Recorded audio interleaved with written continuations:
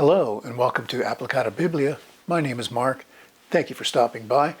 We're in the series Faith. Jesus stops him in a bright light, and this bright light shines on him. It's so bright he just falls down before the light, and there's a voice that says, "Saul, why are you persecuting me?" You find this in Acts chapter 9.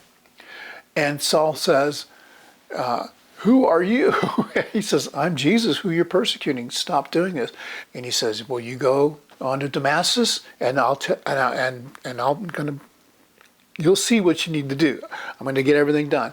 There's a guy named Ananias, and an angel comes to him and says, "You need to go to this guy, Saul." And Ananias is like, "Isn't he the guy who hates us?" He says, "Yeah, but he's going to change, and you go." So Ananias goes there. Saul's been blinded by that bright light. He's got scales on his eyes. For the last 3 days, he's been praying to God. See, he has great faith in God. And now, even though he hated Christians with all his soul and all his might, he's changing.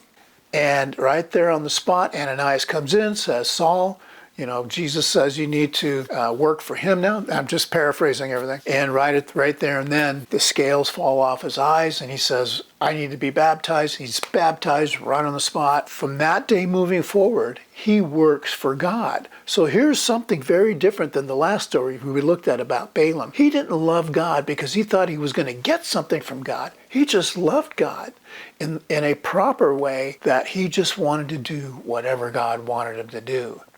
And it wasn't a thing where he was expecting that he could leverage his goodness against God. Now, he obviously was misled by his own teachings, right? He learned that these people were not right. He thought Jesus was bad. He thought Jesus was a lie.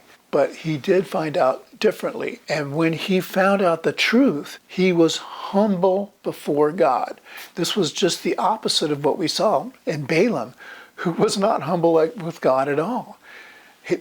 Balaam he knew that God was the ultimate authority, but he thought that he could leverage some sort of deal with God, or maybe if I work with God enough, I can go ahead and get a curse and get all these riches. That's not what Paul was trying to do.